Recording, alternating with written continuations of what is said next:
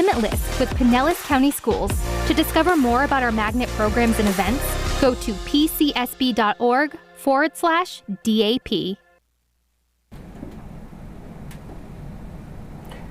Good evening. Thank you so much for joining us. My name is Ellen Truskowski, and I am the District Application Program Specialist, as well as the Director of Student Assignment. And I'm Joel Marsh, the Gifted Specialist.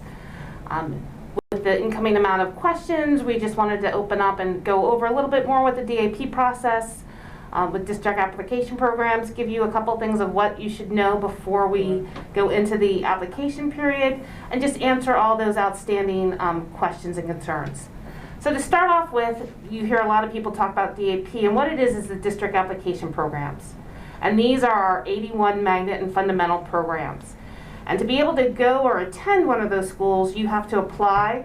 There's a randomizer, that process, like a lottery that happens, and then an offer and acceptance of that offer to be able to attend one of those schools. So all of the magnet and fundamental programs require that application. To tell you a little bit about the difference, magnet programs are ones that have a special theme or focus. And so that theme is kind of woven within the different content areas and that focus, so the schools will stream the theme. So it might be something like the Center for Gifted Studies, it could be a STEAM program, it might be a leadership program, and students will kind of have that area of high interest and then receive that focus within all the different classes. We have two different models of DAP programs. One is the whole school, so 100% of the school that is there by application and acceptance, or we have something called programs within a school. And that is where our school might have one or two programs there as part, in addition to the zone population. And we have two different areas. So countywide programs where no matter where you live in the county you can apply, or we have specialized or application areas. And we'll go a little bit more in depth into that in a little bit. We do provide transportation. It's a little bit different. It's something called arterial, so it goes along main routes and has limited stops, and we will offer that within the application area. Fundamental programs are a little bit different. These are programs that provide families with a family-oriented, structured environment. There's a parent, student, teacher commitment to quality education, and then it usually requires daily homework. There's dress code, behavior criteria, as well as monthly parent meetings. Transportation is not provided for the elementary and middle school programs with the exception of Thorogood Marshall because there's a Center for Gifted Studies there. And then the high school programs offer transportation within the application areas that the school is located in. So we wanted to go over a couple things of what to know. So the last time if you joined us at Facebook, we kind of went over steps to take, which was going to the DAP fairs and doing some research or visiting for discovery night. So now that you've started to do that and kind of get an idea of all your different options, we wanted to kind of help you start to narrow down and just give you a couple things of what you would need to go going into the application period, which will open up on January 5th. To start off with, there are some schools that are application area schools. So like I said before, countywide programs, it doesn't matter where you live in the county, you can apply to attend them. However, some schools have specific application areas. And these are defined application areas that are based upon where you live. We have North County schools, Mid County, South County, and then something called a unique application area program. So the application areas are based on your address, and it's either based on the zoned middle school or the zoned high school for where you live. Those application areas, there's a couple different ways to find out. If you do not have our guide, you can go to www.pcsb/DAP, and you will see that we have a picture of our guide there, and you can download the guide. On the very back page, it kind of helps designate which zone schools, if the schools that you're zoned for, which application area you would be able to attend with that. So if you are in an elementary or middle school, you're looking at the zoned middle school. If you are attending a high school, you're looking at the zoned high school. If you are not sure what zone school it is, you just have to go to www.pcsb.org/zone. And all you would need to do is enter your address. Once you enter your address, it's going to give you your zoned elementary, middle, and high. And then you would use that to determine which is the application area. So you have countywide application as well as a more specific zoned or application area. To help you know which schools have application areas, there's a couple different spots. So on the DAP website, we do have all the programs listed with the application areas there. If you do download that guide I just referenced, within there's a picture on this screen, you'll see that under each description of the schools, we do put the application area for the school. And on page 19 of that guide, we also include which schools have application areas. So once you have an idea of which schools you can apply for, countywide or the ones of the application area that you live in, you want to start to know which schools might have entrance criteria. The majority of our programs do not have entrance criteria, but there are a few that do. The entrance criteria exists for the Centers for Gifted Studies, the Centers for Literacy Innovation, Gibbs Performing, Pinellas County Center for the Arts requires an audition, as well as the high school Cambridge and IB programs. So those are the different categories or programs that have entrance criteria. We're going to go a little in depth or a little bit more detailed on what that specific criteria is for each of those programs.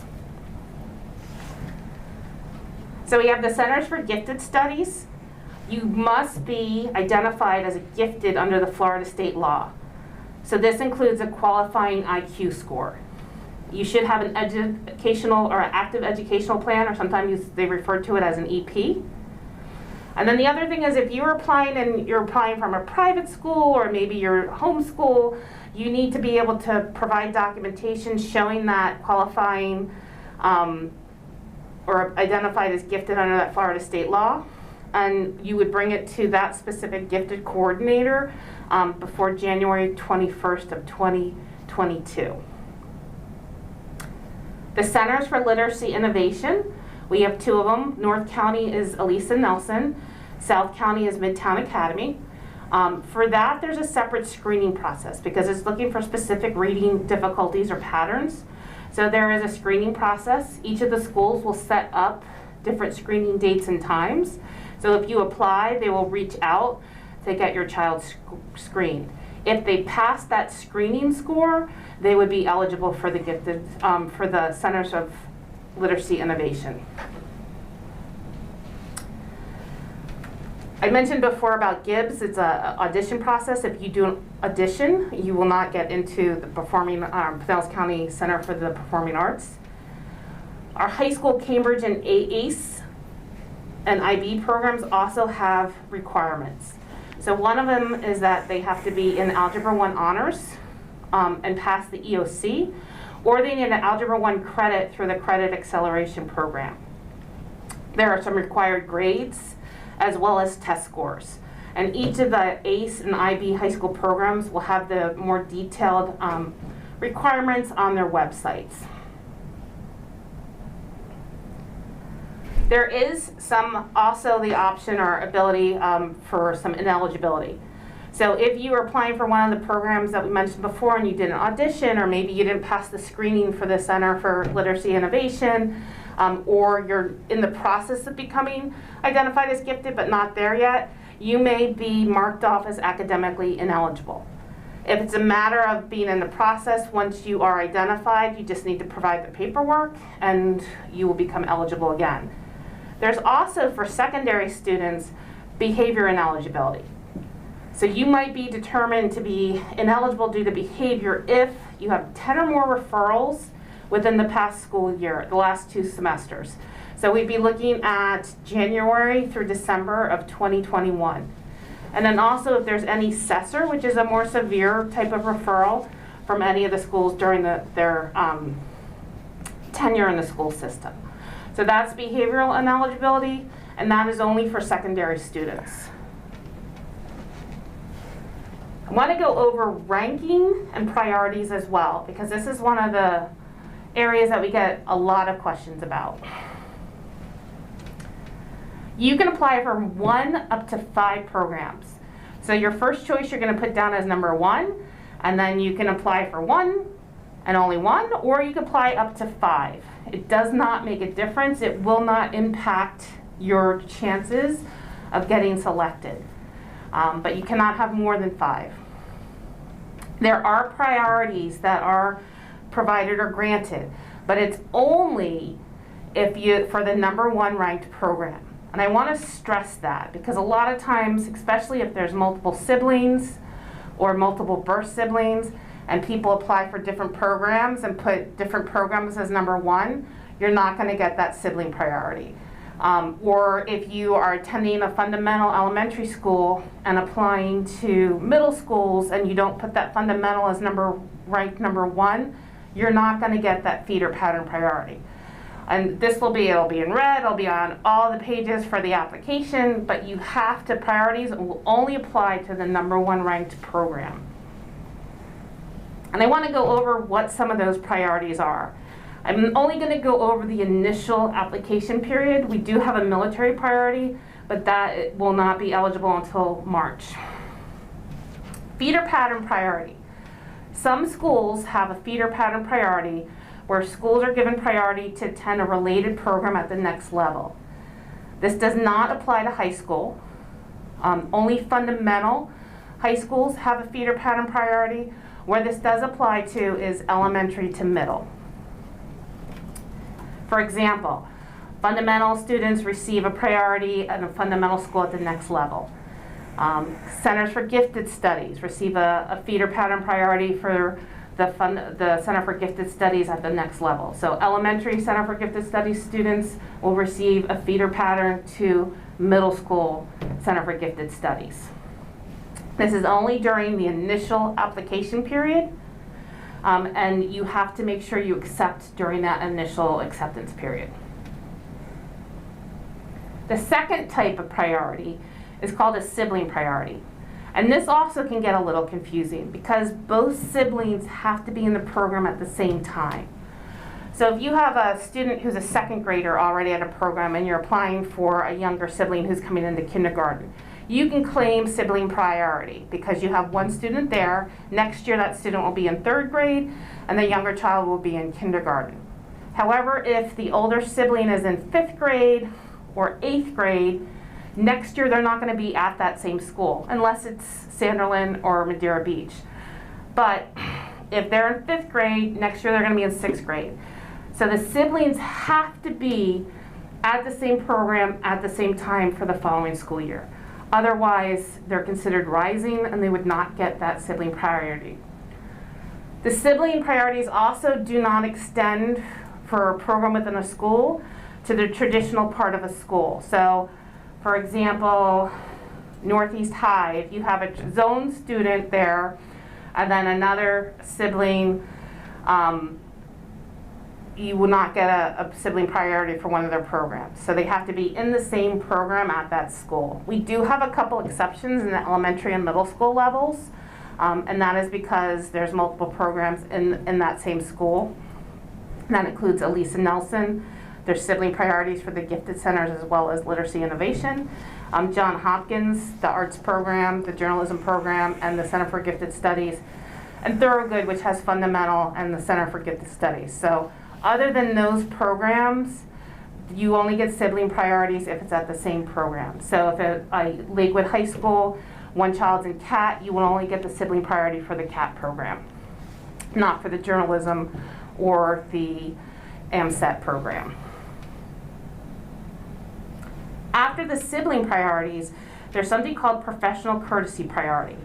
And I want to make it clear that it's only for teachers who are full-time at that school.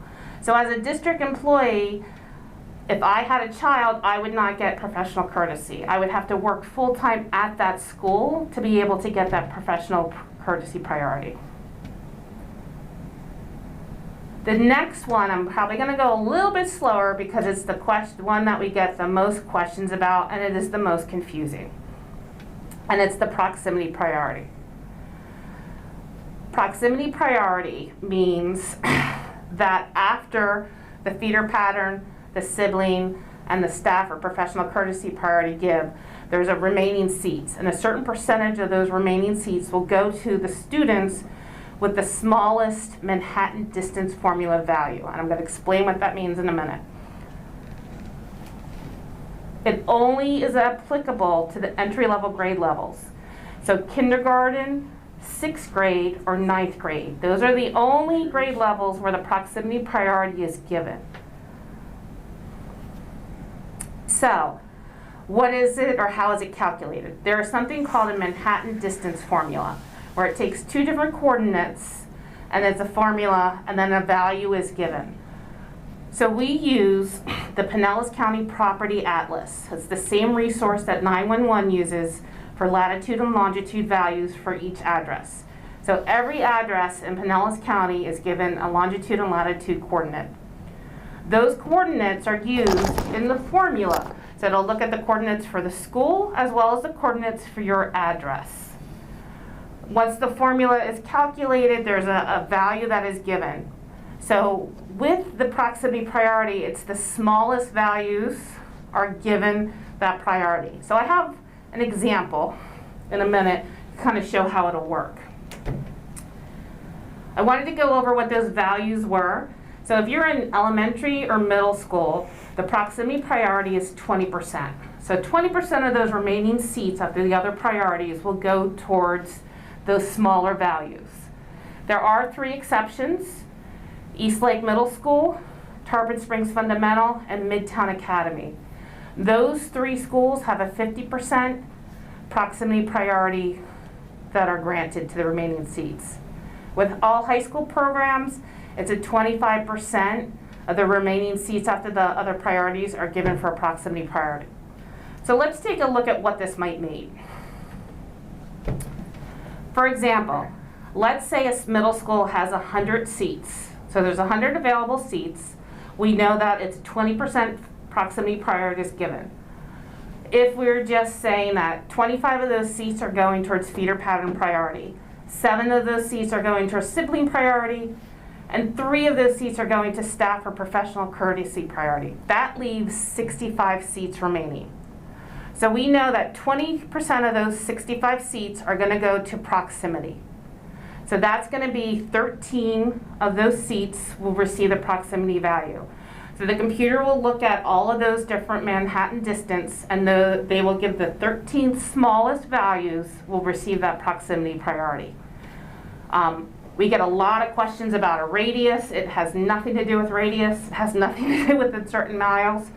There's no standard proximity range. Every year it's based off of where people are applying from. Some years we've had it less than a mile. Some years it's been more like 3 miles.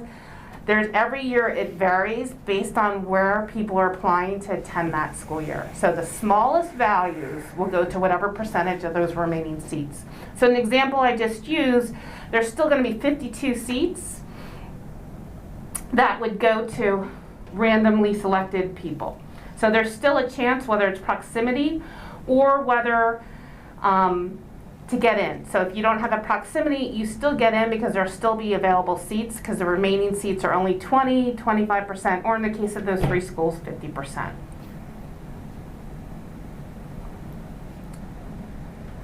So I wanted to also go over a couple of more steps just to get ready to prepare for the application period.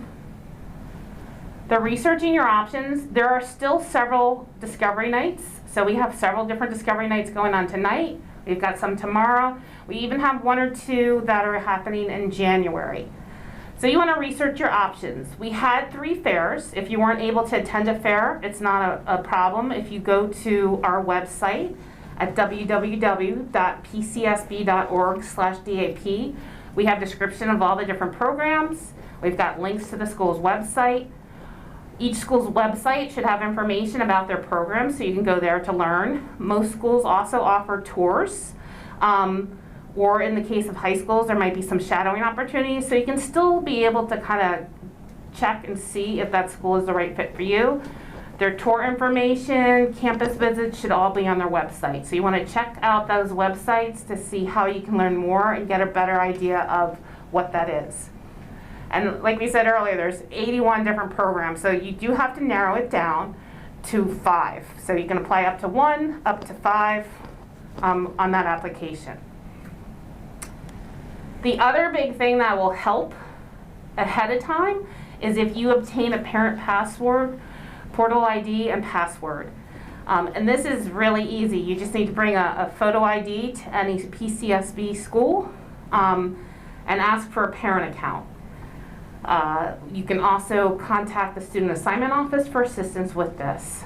The big thing to know is if you haven't used that portal ID within the last year, it will be archived. So you want to make sure that you've used it within the last year. If you're not sure, make sure to sign on now. If you have trouble signing on, you can always get your password reset. And you only need one parent account per family. Only one person will be able to apply. But the best thing, instead of waiting until January 5th, is to go out and get that parent or portal ID now to help you prepare for it. The application period will open up at 12:01 a.m. on January 5th, and even though it does not make a difference, we will get between like 200 applications within the first hour. It does not make a difference when you apply. It is a randomizer generated by a computer, so whether you are up at 12:01 a.m. or hopefully not waiting to the last minute in case something goes wrong, but on that last day of January 14th, you can apply anytime in there on that randomizer, so it's not going to give you an advantage to stay up and do it. I did want to mention that if you come back here on January 4th, we are going to walk you through step-by-step that application. So you're going to actually see the application live, see what you need to do to apply, and we'll also go over some troubleshooting tips. Sometimes we'll get some frequent common errors or issues with people applying. So we're going to also walk you through like what to look for as you apply. But that's going to be January 4th at 6:30. And once again, that initial application period is running from January 5th through 5 p.m. on the 14th. You would apply at reservation.pcsb/org. And you want to make sure you're clicking on the district application programs link. And there's just several steps that you'll apply, enter the information with that. And I wanted to go over important dates as well. The most important is that initial application period. And if you wait to apply during the late application period, you're not going to have as good of a chance getting the seat offer. So the best chance to get in is going to be during that initial application period time. We still have discovery nights going on, we'll have the application period, and then there's the acceptance period, which will open up in February. The initial acceptance period is going to be February 7th through the 18th. One thing to note, you have to sign back in to be able to accept an offer. And if you don't sign back in, you're going to lose a chance of a seat if you are offered that. We will be offering another Facebook Live for the acceptance period so you fully understand what it looks like, what it means, and that type of thing. There is something called the newly invited sibling request. So if you had siblings and one got in and one didn't, there's a week where you could ask for that newly invited sibling request. Doesn't mean you're guaranteed a seat, but it's going to move them up to the top of the wait list, which will give them a better chance. And I'll go more in depth to that when we do our acceptance period Facebook Live. And then we have the late application. So we have a late application period which will open on March 21st and run through December 31st. And now that I've talked your ear off, going to give you the little time to process it and open it up. Coral and I will be glad to address any questions or concerns you might have at this time. And like I said, we do have 2 more Facebook events coming up to help support you with that application period as well as the acceptance period. All right, our first question, are all incoming kindergartners required to attend their zone school? No. So as an incoming kindergartner, you have a couple choices. Your zone school for sure is the first choice, and there's going to be a couple different Ready Set Kindergarten events, so you can go and explore your kindergarten or your zone school. You can apply for a district application program, so maybe you want your kindergartner to be in a magnet program or a fundamental program. And then there's something called a special assignment request, and that is maybe you live in St. Pete, but you work in Dunedin. And so it would be easier for your child to go to a school in Dunedin. So you can do something called a special assignment request, which opens up April 1st through the 15th. And then your child could attend a non-zoned school. So you have some different choices that are available if you did not want to attend your zone school.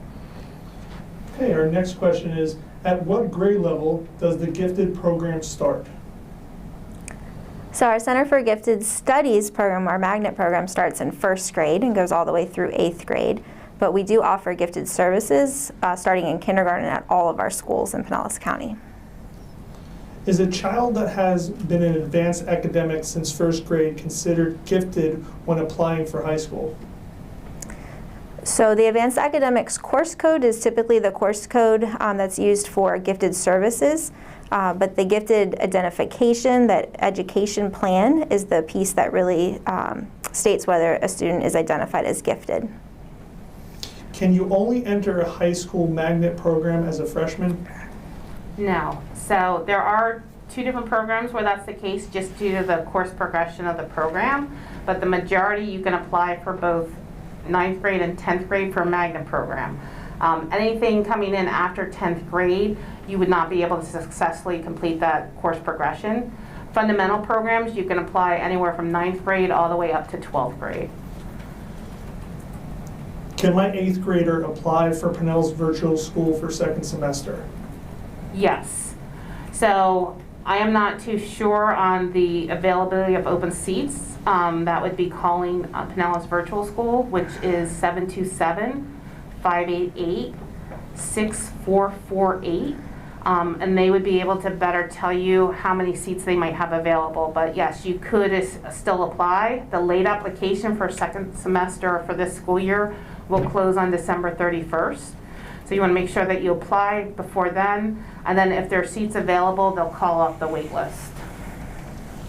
I have a child going into the 7th and one going into the 9th. How will applying to the same middle and high school Eastlake engineering program affect their chances? So there's no feeder pattern priority from the middle school to the high school with the program. So it would not impact if they go to a different middle school. It would not impact their chances of getting into the Eastlake High School program. Is the portal to apply the same place where the students' grades are? Yes.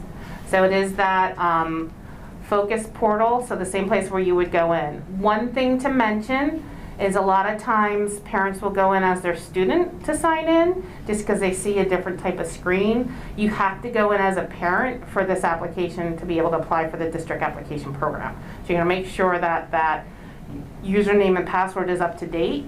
And if you go on and try to sign on to reservation.pcsb.org and you're having trouble, go ahead and bring in your photo ID and get that reset so that when the application period comes in January, you're good to go.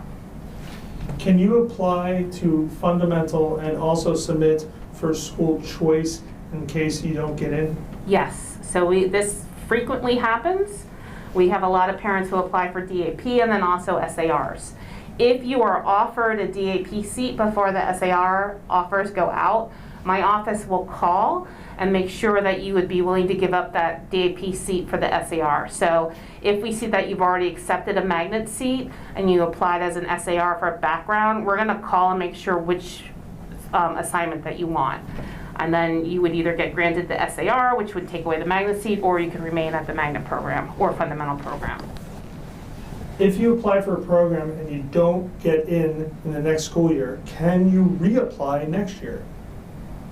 Yes. So there's a wait list period. So you can apply for this year. You may not get in during the initial acceptance period. But what will happen is some people may only get, they choose really popular programs, they may only get one offer. Some parents are going to get multiple offers. So when you go in the acceptance period, and we'll go more in depth on this for the acceptance period Facebook Live, you'll see that you have an initial temporary waitlist number, and that may change because if you have multiple offers, obviously your child can only be at one spot. So then those numbers will change to accommodate which programs they accept. So schools can make offers from the wait list if it's 8th grade and above, they'll make it to the 11th day of the second semester, so mid-January. And then elementary and or K through 7 can have waitlist offers go all the way up to March 1st. So even if you're not initially accepted, you still have the chance of getting in. And then you can always apply the following year. I will say, because a lot of years I applied for 5 years in a row, I didn't get an offer. The easiest time, the best chances, I guess I should rephrase to be more correct, to enter a DAP program are going to be those entry years. So kindergarten for elementary, we see a little bit of an increase in 4th grade seat offers. Typically, kindergarten to 4th grade are the only ones that most schools, and not even all schools depending on their staffing model, for elementary. Then 6th grade for middle school, and then 9th grade for high school. Because those are the years where there are no students.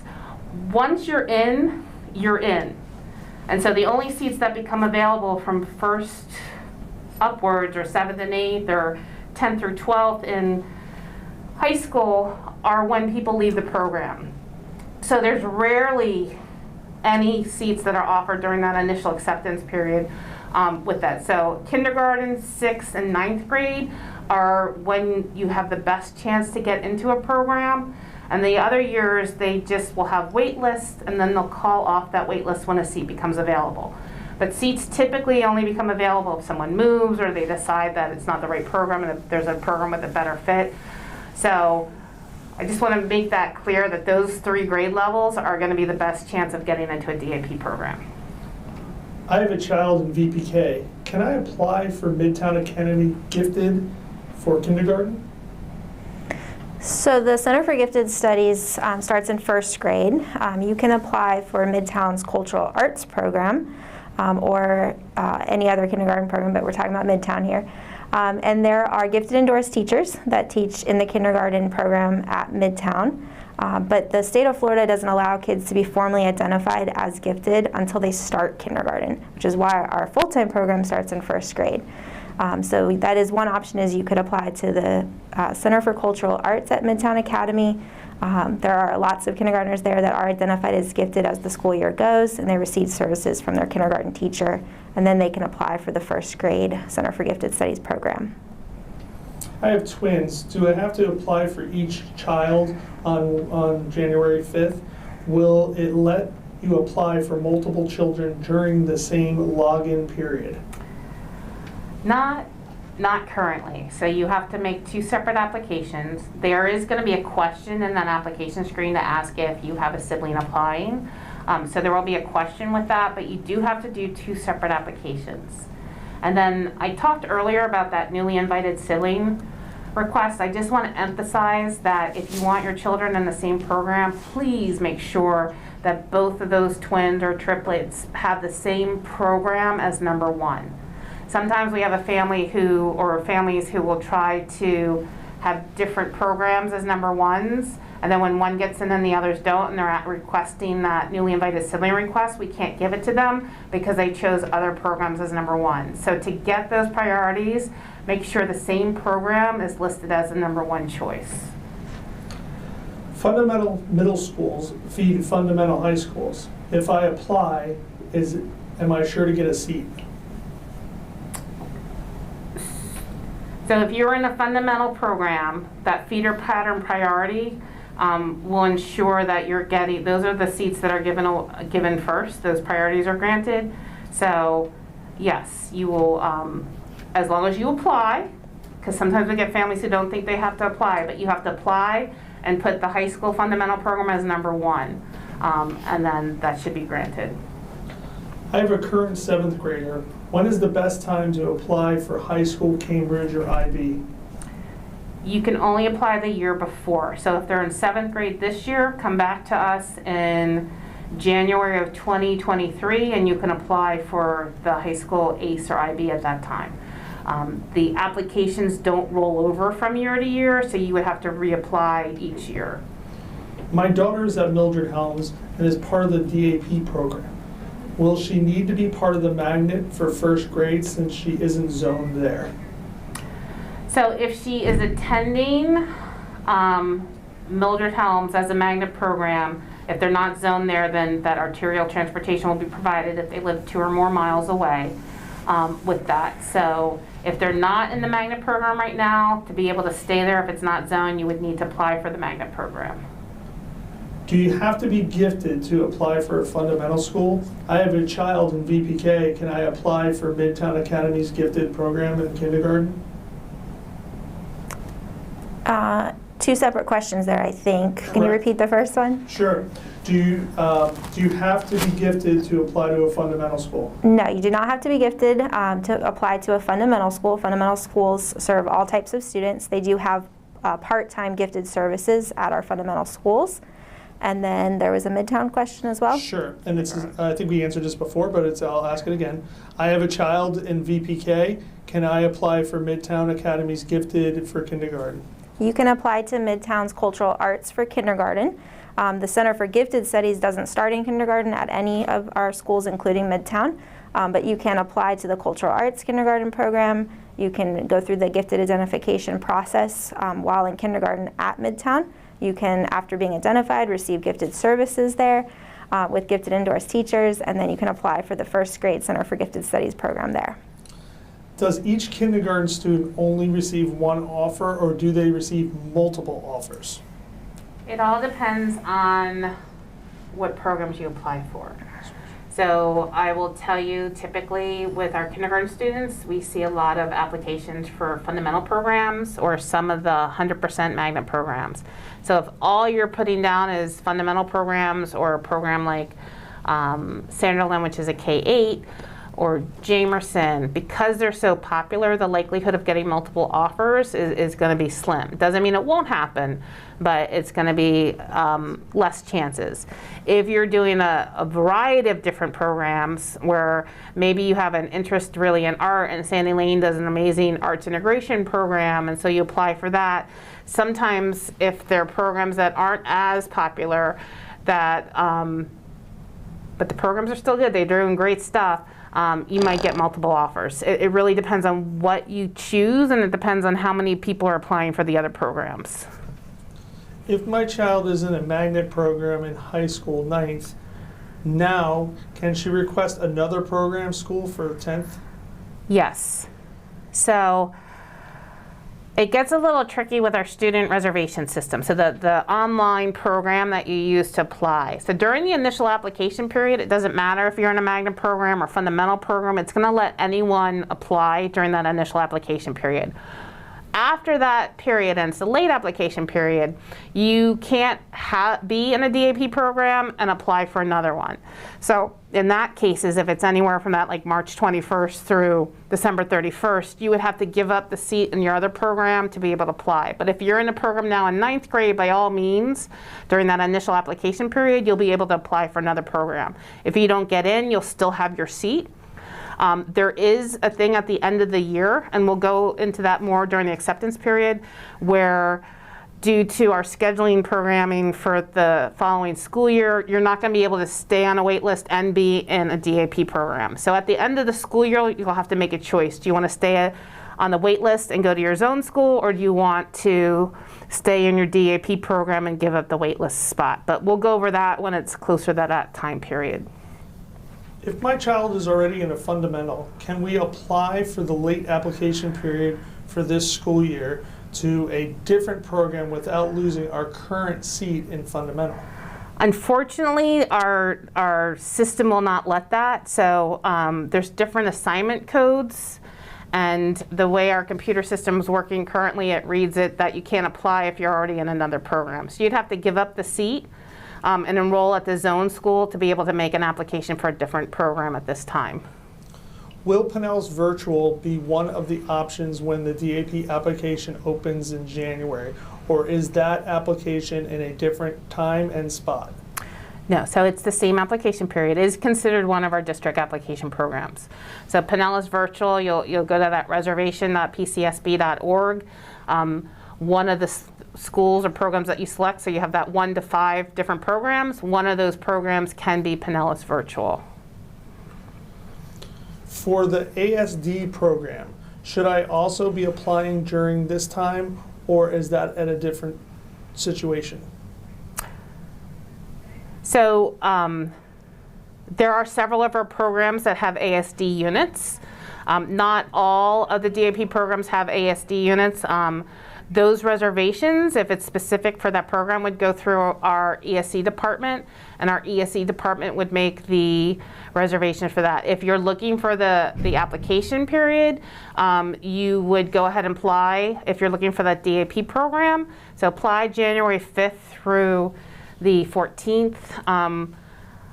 And then depending on, they'll look at the IEP to make sure the accommodations can be met. If it's ASD, ESC will be involved, and then it would be an ESC assignment.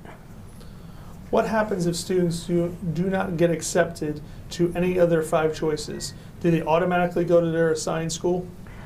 So they would automatically go to their zone school. They would stay on the wait list, so it may not be right away, but there's still a chance that they might get an offer and be able to attend. And like offers are still going on right now. So they, like I said before, they could go either to mid-January or up to March 1st. And somebody had asked earlier as far as the SAR too. So you may not get a DAP offer. You might choose to apply for different schools. Like maybe when you see the wait list number, you decide, you know what, let me try a different program. So you can either go in and change or adapt your program to apply for different programs. You can also apply for that special assignment request that I talked, and that's the same website. The link will come available April 1st, but April 1st to the 15th.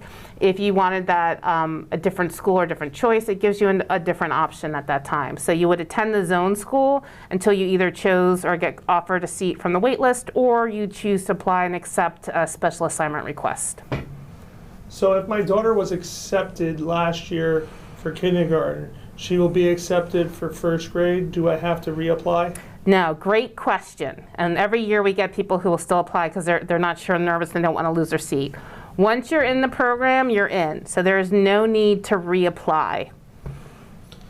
If you want to attend a non-zoned school, what are the steps to do that? So it's very similar to the same way that you would apply for a district application program. It's reservation.pcsb.org. There is a application period just like there is for DAP. So the initial SAR application period is April 1st through the 15th. And you would go on to reservation, you would find the tab that says special assignment request, you would tap it there, and then you would make the application at that time. I am nearly a high school student. My current address is incorrect and I need my address to be correct to take the bus. How can I make this change? Easily. So you can call the student assignment office at 727-588-6210. Once again, 588-6210. And you could let us know and we'll put the reservation in. Or if you go into the parent portal or have your parents go in, they can update the address there. Once that reservation, so to speak, is made, so the address changes in there, you would just need to bring 2 forms of address verification to the school. Once they verify that address, the address will be changed. And that's a really great question, because if you moved, excuse me, if you moved and you did not update your address and you go to apply, and you're putting your new address in, but Focus has your old address, it's going to block you from applying. So make sure to take the time to make sure your address is updated. Are the gifted schools state funded or out of pocket? So all of our Centers for Gifted Studies are part of our public school program, so they are state funded.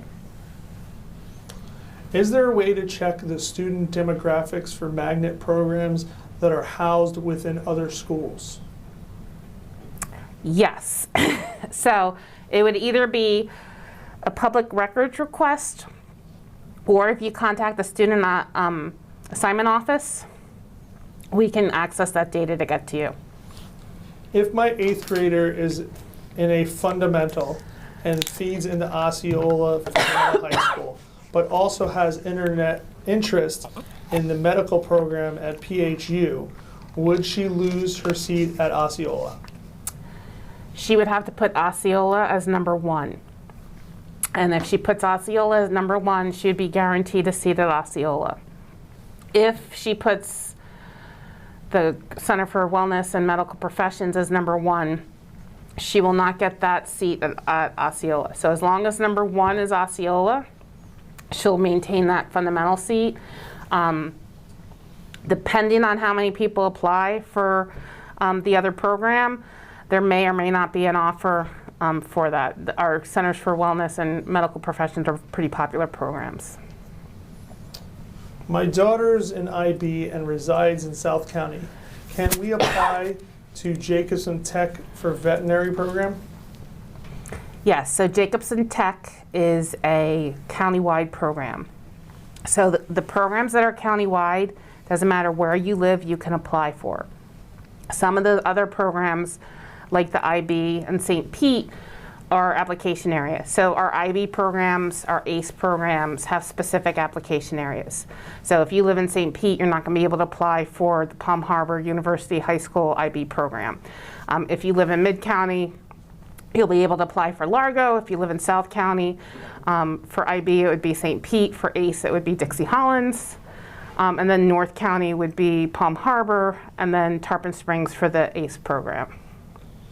If my child is going to a fundamental middle school, but is not zoned for a fundamental high school, and I apply, will he be able to stay going into the fundamental high school?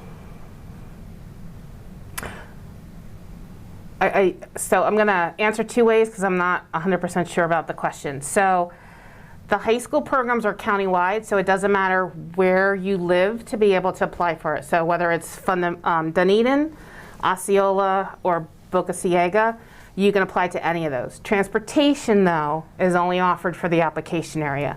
So let's say you're in South Pinellas County, and you applied for and got into Osceola County. So they're only going to transport from mid-county areas. South County would be, the district would provide transportation to Boca Ciega, North County to Dunedin. So it'll depend on if you need transportation or not. You can apply countywide, but transportation's only offered to those schools in the application area where the schools are located. Does accepting an offer for a DAP school affect the student's ability to later decide to attend their zone school? No, at any time you could change your mind and just request to go back to the zone school. If we do PVS and decide halfway through the year we want to apply to culinary at our zone school, is that an option?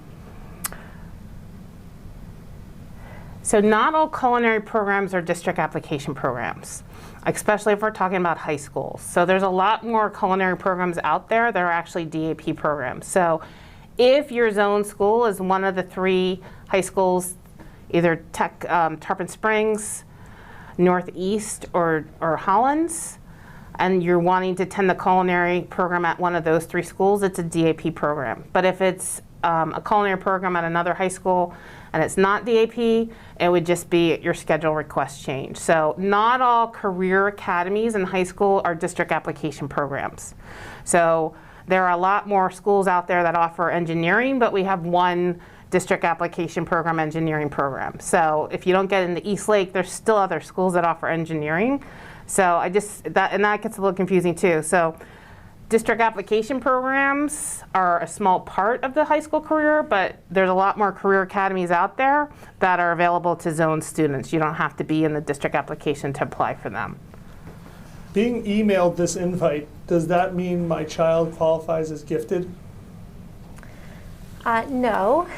The state of Florida has very specific criteria for gifted identification that involves an IQ score, amongst a few other factors. So that is something that if you're interested in going through that process, you can contact the gifted teacher at your child's school, and they'll provide you with a nomination form, and then you can start the process. And that entire process is detailed out on rpcsb.org/gifted website, and it explains all the different pieces from nomination through the creation of an education plan. If my kid's in a fundamental school and I want to move to another fundamental school, do they have the opportunity to do so when I apply for the new year application? So if you're applying you get accepted, you would go in. Transfer, we don't typically have a lot of room for transfers from one program to another if you move in a different area. Most fundamental programs have wait lists.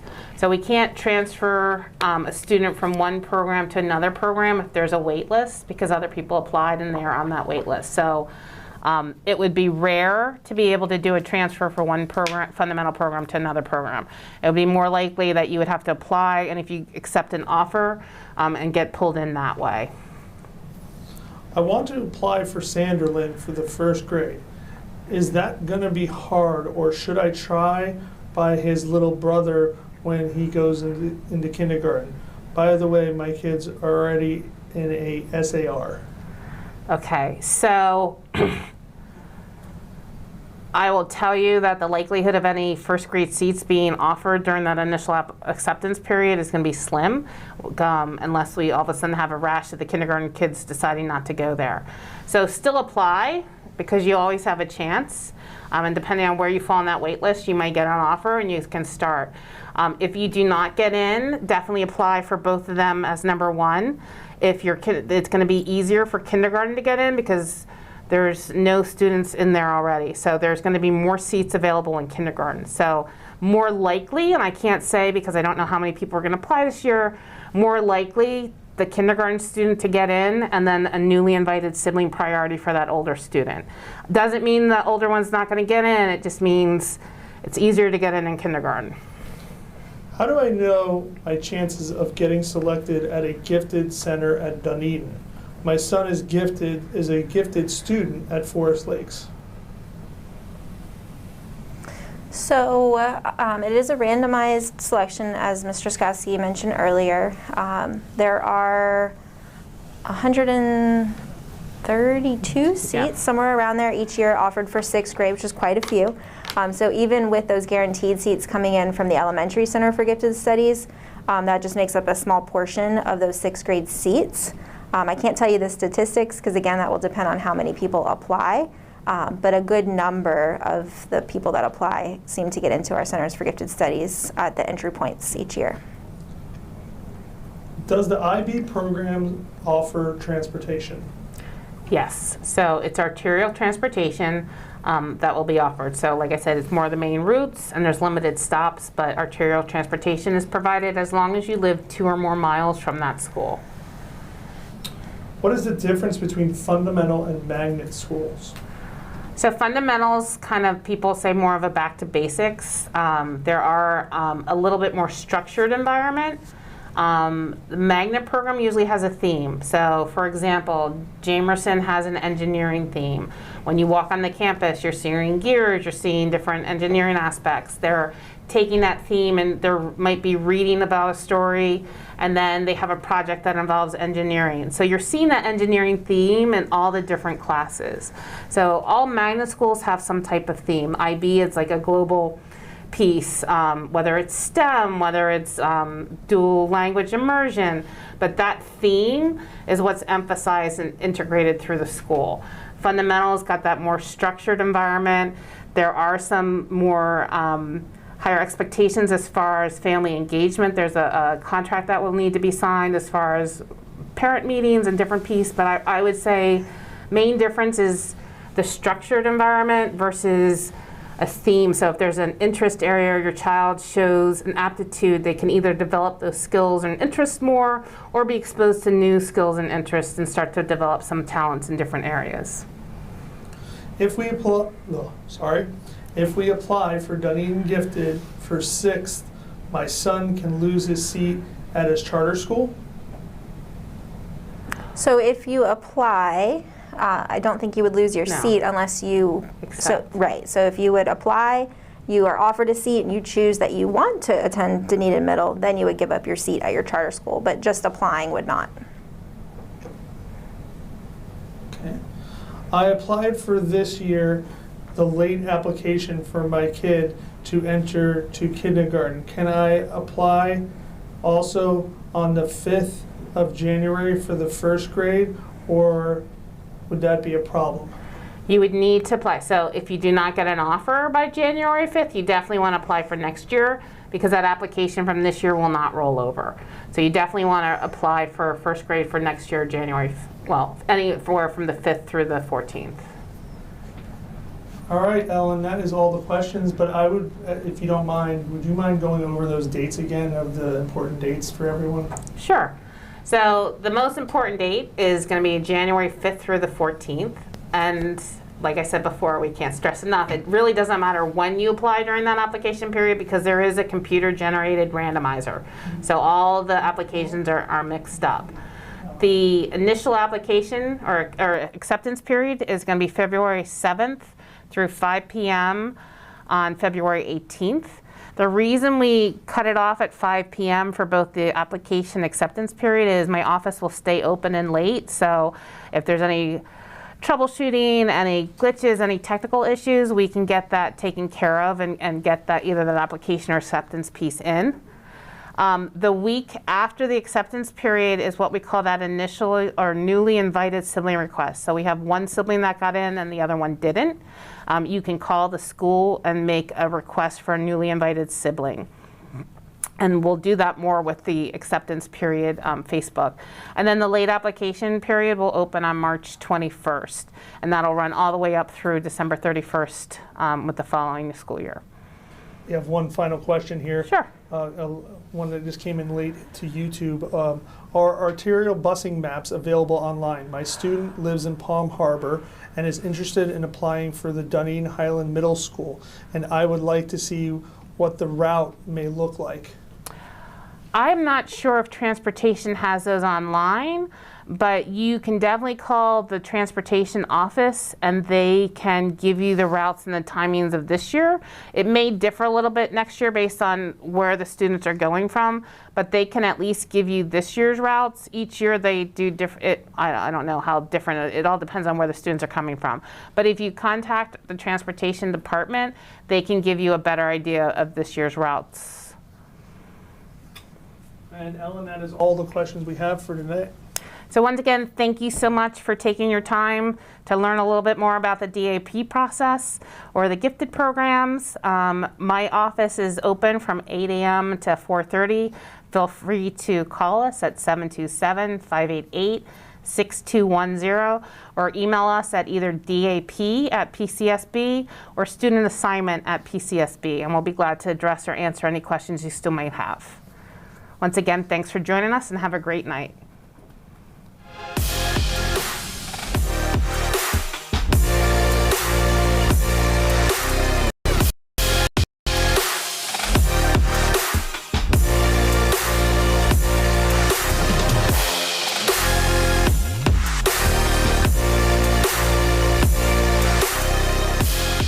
Be limitless with Pinellas County Schools.